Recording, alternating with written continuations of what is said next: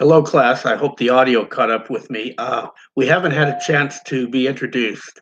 So I'm your teacher. I'm Frank Hodges, and we'll begin our class officially a little bit late, remotely, Monday, April 6th. I want to go over just a few things with you. Your first couple assignments are really just short papers. The first one, Media and Culture, looks at a prompt at things that are an influence or a trend in culture. I just want you to write about approximately one-page essay. There's no format citation essay, which I put into your assignments, is also due April 17th, a week later. Native American Encounters. I met a woman a few years ago when I was in graduate school who's a novelist. She works at University of Arizona, which is in Tucson, and she wrote a novel about the displacement of Native Americans, Navajo, during World War II when they were making the atomic bomb. So she wrote a novel called The Woman Warrior. But out of that, I found an article that talks about the perception of Native Americans, especially women, given the culture that we grew up with, or I grew up with, of cowboys and Indians. I grew up with Bonanza, High Chaparral, Wagon Train, Have Gun Will Travel, and so the perception of Indians was shaped by media. So I have a PDF for you to read. And again, it's to synthesize your thoughts on how the perception of the Native American, especially the woman, is perceived in our culture, given that most of our exposure and knowledge comes from movies and TV. Your first major assignment is a rhetorical analysis of a public document. It's due April 19th, so it's a one you want to begin working on. I'll give you more announcements and ideas about it later, but I've picked four documents for you to pick, public documents, to develop a rhetorical analysis, which is really looking at how someone uses speech to be persuasive. And it will be an APA. I'll be putting up slides and giving you information and library resources on using the APA citation system for academic writing. You're going to also do an interesting assignment, which is due a little bit later in the semester, end of April, on the effects of whether or not the opioid treatment is really effective. And again, it's narrowed again toward women. And it's called an infograph on opioids. Now, it's not an essay per se, it's a visual presentation. If you look at the assignment, I talk about Marshall McLuhan. Marshall McLuhan in the 1960s was an English professor who predicted the internet, predicted what he called medium as the message, that the visual medium is just as important as the content. So an infograph is really, you get a lot of creativity. You're going to visually present information based on reading an article that I've also included in the assignment. Your major focus academically to meet the requirements of English 102 is a research-based paper.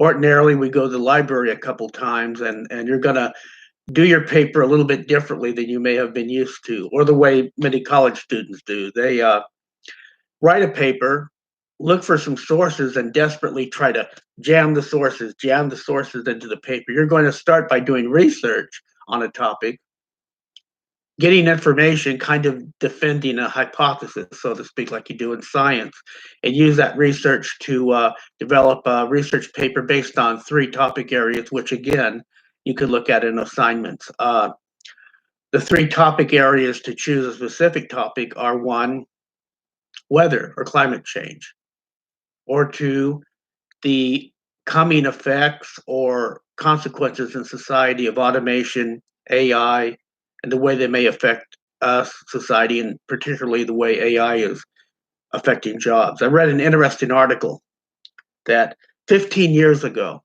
this pandemic business would not be possible. The cloud based computing, bandwidth, Facebook, Twitter, all of these things we're using, like now YouTube, Zoom, what have you, didn't exist, or they were in very infancy. The world would not be able to get stuff on Amazon or Uber Eats or however 15 years ago. So the reality of the world is following the reality of technology. The third area to write on is something that's really impacting us quickly: healthcare. Not healthcare, but the way that we are perceiving and making the ability to become more involved in our own health and aware. The way that my Apple Watch tells me how many steps I took. Oh my, I only took 2 steps yesterday. Or people who have serious disorders like diabetes can get a monitor from Dexcom. It'll tell them if their glucose is falling dangerously low. So anyway, look at that topic. Now, along the way to getting your research paper done, there are 2 other assignments. One is a short draft, which I will want you to have due about the 1st of May, just to see that you're going along, and I can give you like one-on-one feedback, conferencing, and give you some ideas about where you're going with your research and structuring your paper, kind of the formal mechanics of your paper. The second is you're going to write an annotated bibliography. That's a short 1-page deal where you take some sources for your paper and write a brief explanation of why those sources are relevant and how they can help defend your topic in your paper. Your research paper is due May 8th. Finals week is shot, so we're not going to have a final. And I'll be a little bit loose on when you can submit that. If you need a little bit more time past that, it's okay, because I have some wiggle room on when I can submit your final grade. So it's going to be a very interesting class, a very good class. What else am I saying here? Oh, your first assignment, which we started out before all of this business, before spring break, media and culture, I've extended out to Friday, which is April 10th. It still has the due date, but it doesn't mean anything at this point. You can turn in by Friday the 10th and you're fine. Thank you all for responding to the little 10-point extra credit, which is how are you doing? I wanted to get a gauge if anyone really had a problem with connectivity, having a computer, access to Wi-Fi and whatnot, and have you check in. And I think just about everyone did. So I'm really, really happy for that. It's an 8-week course that's being compacted into 5 weeks, because I know many of you may have plans for work, school, or whatever in the summer. So we're going to trim the class a little bit, have some shorter assignments. That's why I have these shorter assignments rather than 3 big and meaty essays. But we'll be able to meet all of our requirements and get everything done. So I just want to introduce myself to you.